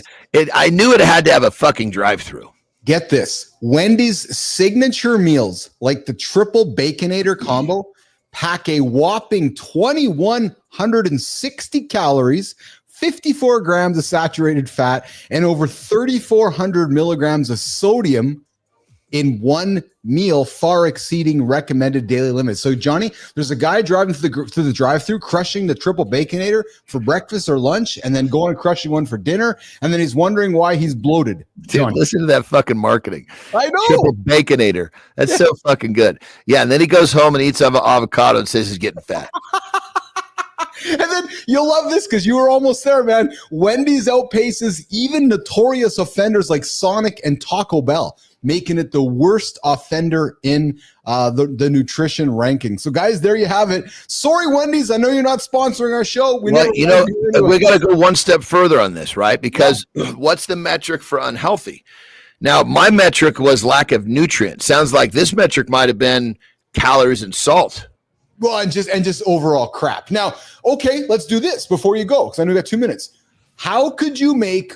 I don't want this to be a soundbite. How could we find a way to eat at Wendy's? You tell me, and I'll tell you how I would do. What would you do? I would basically just eat the burger patties. Me because too. The burger patty has to be the thing in that's got some bit of nutrient. Yeah, so I would. So me too. So if you said, Keith, we have to go to Wendy's. Yep.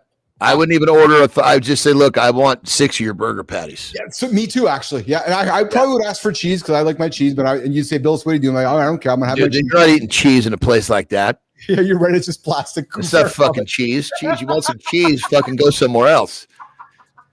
But guys, there's your tip. If you're gonna go to Wendy's today, just take the burger off. Don't have the salad. Don't have anything because none of it's good. Just have the burger. You want to hear what they do with that cheese, dude? This is fucking crazy. Tell me. Cheese has a naturally occurring substance called casomorphine. Cheese, casomorphine. Yes. It's an addictive substance. Yes. So, like when I eat cheese, it makes me want more. Well, so what they fucking do, because it already has the casomorphine in it, somehow it allows these fuckers to put a shitload more of the morphine part of the queso in there. So now their cheese makes their cheese is like 7 times more addictive than other fucking cheeses. When I say 7, use that word fucking lightly, but massively. So you eat one of their fucking burgers with cheese, you want another one, you really want what's in that fucking cheese. That they put extra casomorphine in there. Yeah. Cheese advice from John Anderson this morning on Mornings in the Lab. And it turns off the receptors in your stomach that says that you're fucking full. So you want more. And then as you're eating, your stomach doesn't communicate with your brain that says you had enough. Ah, there you go. Spartacus coming in, Johnny. Wendy's has a good chili. And then B Drive, I was going to say Wendy's has real beef at least. Arby's too, but I still don't go. Yeah, you're right. If there's anything about Wendy's, they do have real beef. So, all right, Johnny, I know you got to rock and roll, brother. What a fun show here today, man. A lot of energy in the community, a lot of great guests, just a lot of things going, man.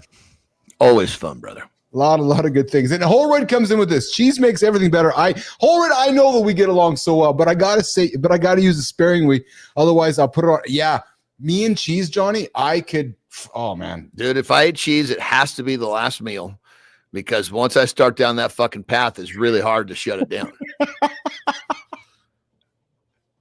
I know. And it fucks up my digestion. My meal times will start spreading out. I hear you. Hey, you're training today or is it an off day for you? Today's a training day and I can't fucking wait. That's why you got to get me out of here because I got some fucking sweating to get to, baby. All right, brother. Well, listen, man, a lot of love for me and you. Have yourself an awesome day, brother. AI Johnny. And guys, John's back tomorrow with me at Mornings in the Lab with Keith and John, 8 o'clock Eastern time. You know where we're at. Johnny, have a good one, brother. Have a good loop, my brother. All right, pal. All right, let's get him out of here. Jimmy, let's get Johnny out of here. Let's reset. The bottom of the hour. We're going to move our way into the community corner. All right, I'm going to go to the comments. So we are in the community corner part of the show. So my goal is to get even better with spending time in the community with you guys down here in the comments. So I'm looking here at the camera. Below me here is a screen with your comments. So if you see me doing this, it's because I'm reading comments. And I got a camera over here too, which is right here. And I got comments right here. So if you guys see me, I'm looking at the comments. And if I go to this camera over here, I got no comments down here. So I'm got no over here. So let's go over here. Good morning, everybody. You're back with me. I'm your host, I'm Keith Billis. I'm one half of Mornings in the Lab with Keith and John and Friends. You guys notice the subtle changing of the name? Did the guy earned it? Did he not? Community, did the guy not earn it? Of course he earned it. Absolutely he earned it. Putting Johnny up there. Hey, you guys want to join the conversation? 431-300-3005. Come give me a call. Send me a text. 431. So what I'm, the camera's over here. I got my texting machine right here called an old iPhone. 431-300-3005 gets you into the show, live on the show. Send me a text, send me a voicemail, and I'd invite you to join the Mornings in the Lab community right here on our YouTube channel. How do you do that? Fuck, good question. Come on, YouTube, get your shit together. Let me tell you guys how it works. So on your mobile, you go to the Mornings in the Lab YouTube channel. Right, you go to the Mornings in the Lab YouTube channel. You're going to see a button. Actually, I'm going to show you guys here. I'm going to show you. And I can see I was talking to a bunch of folks last night there in the community, so I appreciate all you guys. So if we go to the Mornings in the Lab channel, I'm going to show it to you right here. Boom, right there. You'll see that that button there that says Visit Community. Go and visit that community. You guys can post content into our community, just like Bernard did yesterday, just like Petrocelli did yesterday, just like Mike Sullivan did yesterday, just like Uncle Keith did yesterday. And for those of you that are the paying members, Holroyd, Lady Drew, I think Sullivan's in there as well. I'll be truthful, guys. I'm still learning how the YouTube community works. For those that are paying members, I dropped some behind the scenes stuff in the paid community. So what I'm also going to do, guys, is we're going to be putting recipes. We're going to be putting workouts, and I'm going to put prompts into the paid community. Why prompts? I'll tell you why. I am creating, pardon my language, ears up, guys. I'm creating some fucking awesome commercial type content using AI. Video quality content. Bernard, Global, Adam, all of you guys that are looking to build your businesses and you're looking for marketing ads, commercials, I've already made them. I'll give you guys the recipe on how to make your own. Remove my logo, put your logo in. Remove my words, put your words in. True story. So if you guys are in the Mornings in the Lab community, on the paid side, I'm going to start giving you guys shit to help move your life forward. We are building a business here. So please, I invite you guys, check it out. It's $3.50. It's not even fucking a lot of money. So we're going to put recipes, workouts, and prompts so you guys can do your own shit based on some of the stuff we're doing as well. So I want to, because you guys are here to help me, I'm here to help you, and we're all here to do this together. All right? Okay, let's have a look here in the community here. Holroyd, yes. I'd love to see some prompts. Dude, I'm gonna help you out with that stuff, man. Honest to God, so I'm gonna start putting some stuff. And guys, I'm putting it behind the paywall. I'm sorry, but I just gotta. And here's the thing, it's freely out there. You guys can get it out there, but I'm gonna put a little bit of work and tweak it. So we're gonna put those over there for you guys. All right, Jimmy, let's get into the community corner here, and let's get into our big segment here on the community corner here on Mornings in the Lab. Jimmy, let's run it, brother.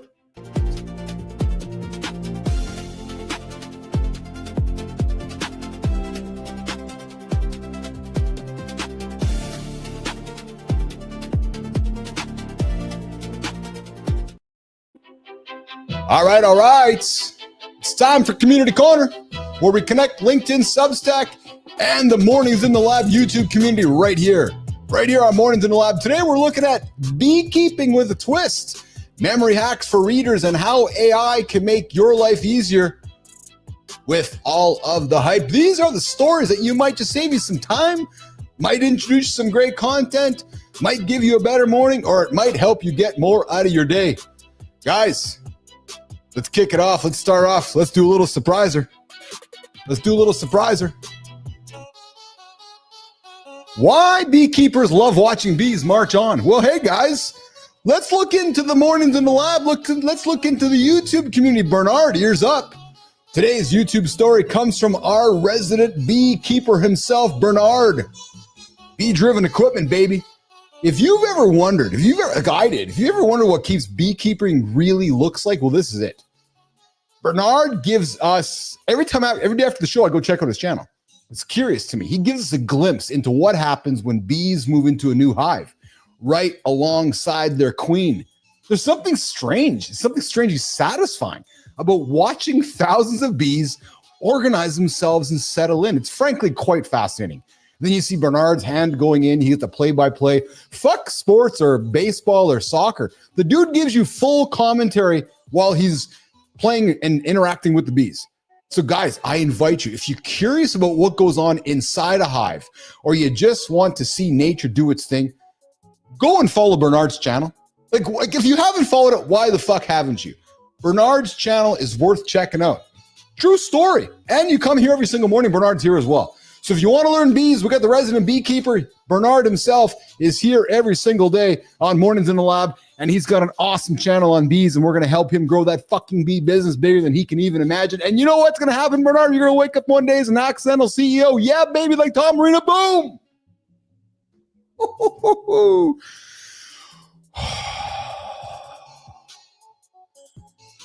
Deep breath. All right. Whew. Bernard, just exciting, man. All right, LinkedIn. Let's go to LinkedIn. We can walk backwards there. Just like this. Watch.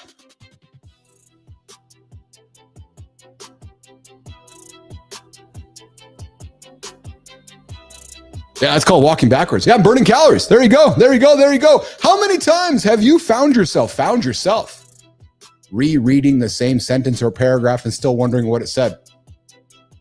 How many times have you found yourself rereading the same sentence or paragraph and still wondering what it said? No. How many times have you found, wait a minute, what the fuck am I doing? Oh, Tanzel Ali just gets it. In his latest LinkedIn post, he explains why our brains sometimes turn out while we're reading and just share a few easy ways to remember what you read. Fuck, what was I reading again, Jimmy? Hold on, there's a squirrel over here. Gotta go. Oh, shit. Tanzel. The guy shares tips like previewing the page first. Picture what's happening. Pause. And say the main point out loud. We should get this for Johnny, because Johnny battles with dyslexia, so this should be for Johnny, actually. And set it in, you guys know I love John. Just know I love him. I love him too much. Lots of love for my brother, even though he can't hear me right now. So, simple tweaks, but they make a difference. As Tanzel Ali says, if you want to get more out of your reading time, Tanzel's tips are a great place to start. And by the way, fellas, when was the last time you read a physical book? When was the last time? Love to hear it. Tell me now. Send me a text. Or drop it in the community after the show. What was the last book you read? Love to know that too. It's funny because I don't read books very often. No, I'm busy fucking writing them because I'm a best-selling author, baby. Yeah. Spartacus High School? Fuck. Yeah, you and me both. That was like yesterday. Yes, Melissa, I see the squirrel over there. I'm going to run backwards to get it. True story. All right. You guys having fun today? Uncle Keith isn't. Can you tell? What's up, Asiatic 777? So it's funny, man. Jimmy, I was telling Carter this yesterday. I love when folks just take the time to leave really meaningful comments. Asiatic? I have no idea what the hell you're saying there. Is that like a blockchain code there or something? Curiously enough. All right, Spartacus. I know, brother. I can do the math. I got my abacus. I learned about the abacus yesterday on the show. Yeah, you guys all reminded me about the abacus. You read every day, brother. I want to hear what you're reading. Dude, show me a picture of your collection of books, man. I'd love to hear about that. You know, I'd love to read more. The problem for me, though, is I'm too busy, and I'm being serious here. I find myself very much enjoying creating instead of consuming. So if you said to me, hey, Keith, here's an hour to read a book, which means consumption to me, I would probably say I'd prefer to spend an hour creating the book. I thoroughly enjoy creating. And you know what's also funny too, guys, is that I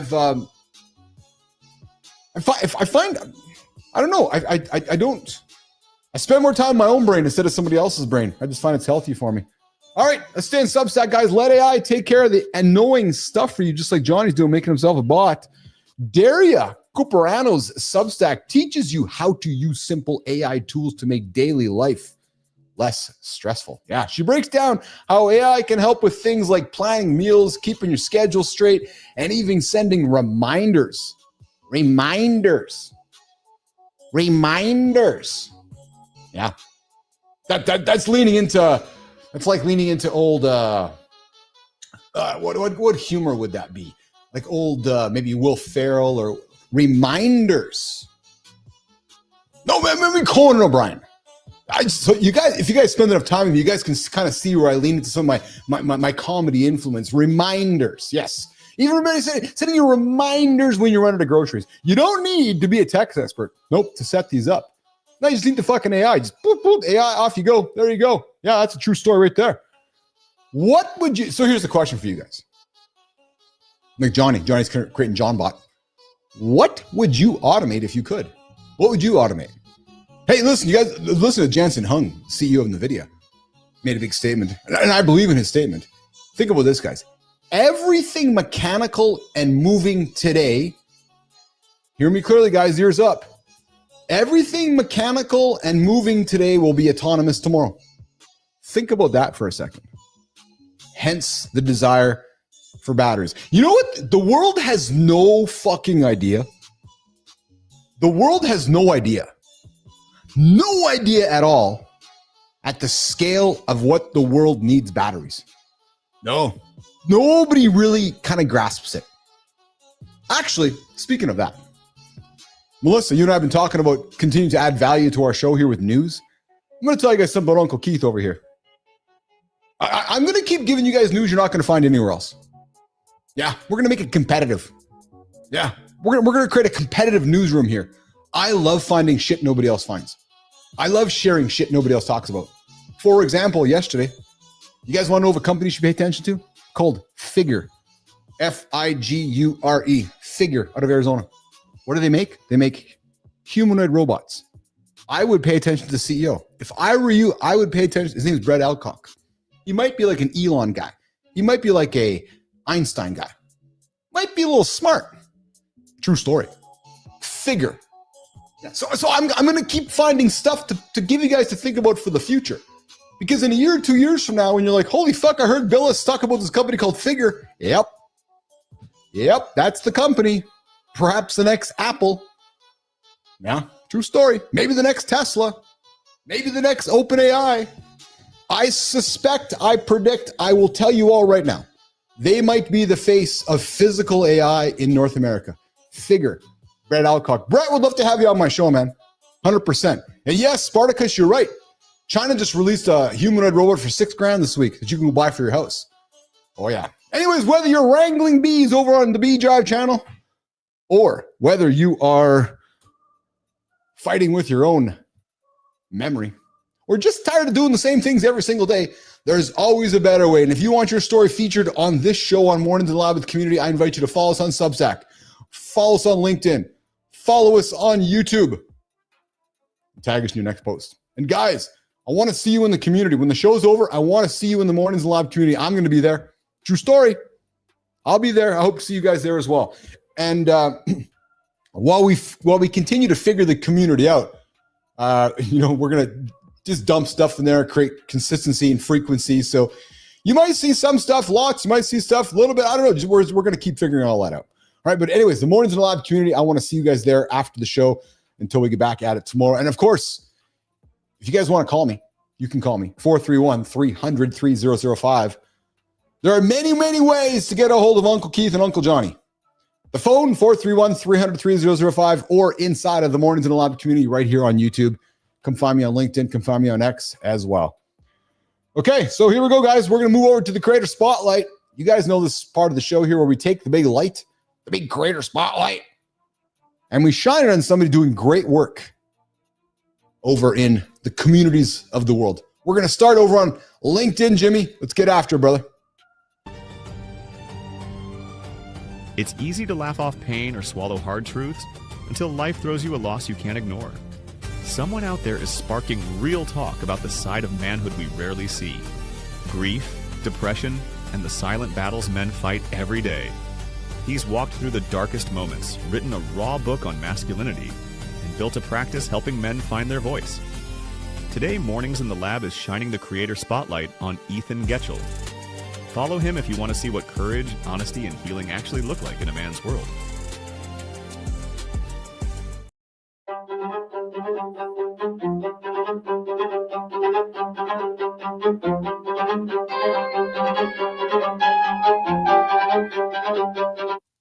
Boom!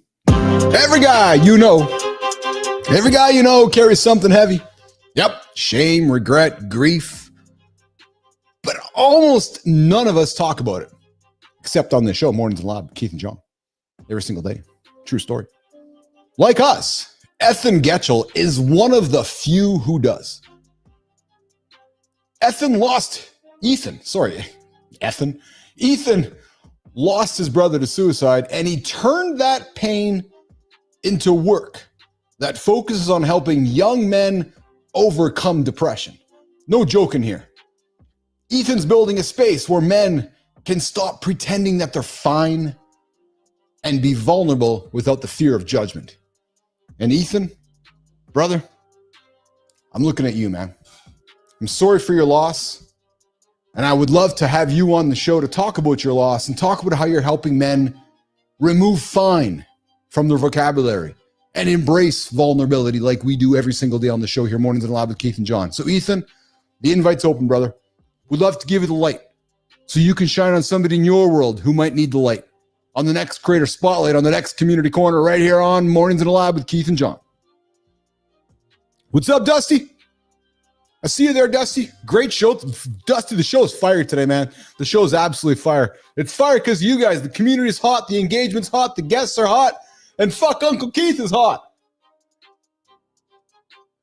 You guys want to see my shoulder? Woo, baby, the old shoulder. All right, Jimmy, let's get to the next one, brother. Let's get over to LinkedIn. Substacks, Creator Spotlight. Ever feel like life is asking you to choose? Be strong in the gym or smart in the boardroom? What if you could dominate both and more? There's someone showing men how to become the total package. No trade-offs, just relentless growth. With a newsletter dedicated to helping the modern Renaissance man excel in fitness, business, and skill development, he's built a real movement for those tired of settling. Mornings in the Lab is excited to celebrate Jack Crucial, founder of the Lethal Gentlemen's Club. If you're done playing small, follow Jack and see what happens when you choose to win in every area of life.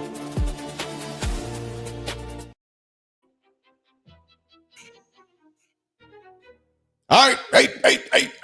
If you've ever felt like you had to pick just one lane, fitness, business, or family, you need to pay attention to Jack Crucial. This guy is another business athlete who refuses to play it safe. This guy's not about half measures.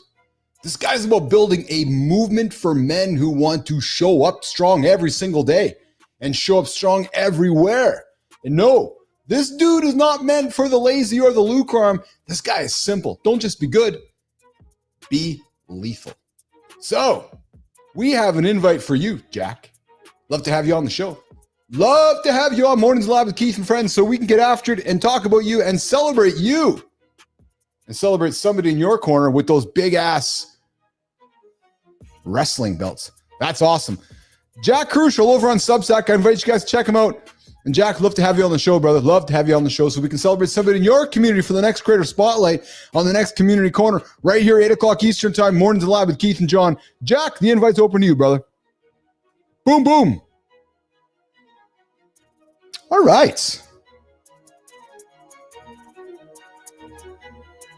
I'm here. I'm just playing some tunes here. All right. Guys, guess what? Holy smokes. The show's almost over. Fuck. Fast.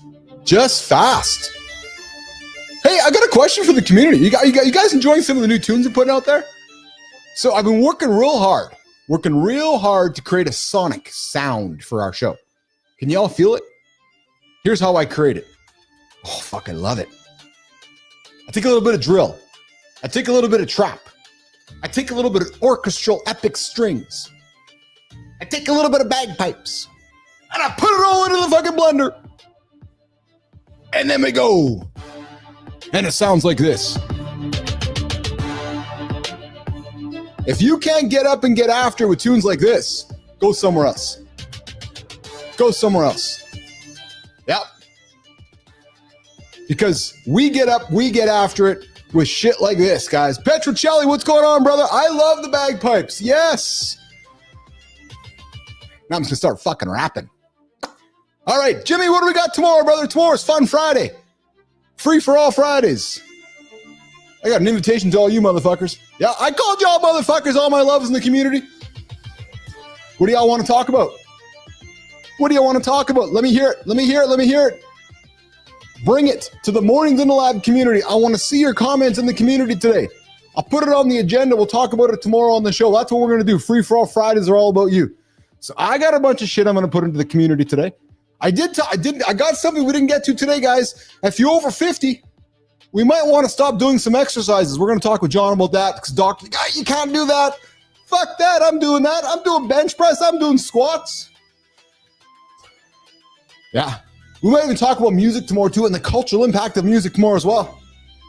So, hey, what do you guys want to talk about? Show it to me in the Mornings in the Lab community. All right. Sullivan, sounds cool, like the part of the soundtrack from the film Braveheart. Yes. All right. Jimmy, tomorrow's show, I changed my priorities to change my life. I'm going to talk about priority change tomorrow on the show. And of course, we got a guest tomorrow. Andrew Barber joining us on the show tomorrow. Man, I did not know we had a guest tomorrow on the show. So I guess we got a guest tomorrow on the show. Andrew Barber coming into the lab tomorrow morning. That's awesome. So guys, bring your energy for Andrew Barber. You know what I'm going to do? Melissa, ears up. We're going to tell the community a little about Andrew Barber in the Mornings in the Lab community. So all of our friends over there can get to know Andrew a little bit before we show up on stage. Yeah, we can do that. Maybe we can give a little bit of Andrew a little bit of a stage over there. So y'all can come to the show tomorrow prepared with questions for Andrew. Andrew Barber tomorrow on Mornings in the Lab. All right, so I guess I'm going to get out of here. But I really don't want to go, though. Let's look back at the community here. Dusty Struggles, good show. Global, I got a birth certificate, but lost my manual. Haha. Petrocelli, great show. B-Drive, John, good to see you. The Odyssey of the Slingshot, man. All right, guys, I know we all got to get on with our day here, unfortunately, or fortunately. And as I said as I kicked off the show, while we like to have a lot of fun here, we're also doing a business. I appreciate all of you guys for showing up this morning at 7:30 Eastern time with our brother Matt Roof. I see you guys there in the community. When you guys show up for Matt, you show up for me. When you show up for Matt, you show up for all of you. Why? Because we're building a community here, right? And we are celebrating the biggest month in this show in July because of all of you. Our watch time is through the roof. Our minutes engaged is through the roof. Our views are through the roof. Our subscribers are through the roof, all because of you. So thank you. I'll see you guys tomorrow, but I'll see you later after the show in the Mornings in the Lab community right here on YouTube. On behalf of me, Bernard, I see your comment. I have somebody who can collaborate already set up. Okay, brother. Bernard, I'm ready when you are. On behalf of Johnny, Jimmy, Melissa, and the entire crew here at Mornings in the Lab with Keith and Johnny and friends, I'm getting out of here. We'll see you guys in the morning. I got a lift to do. Ciao.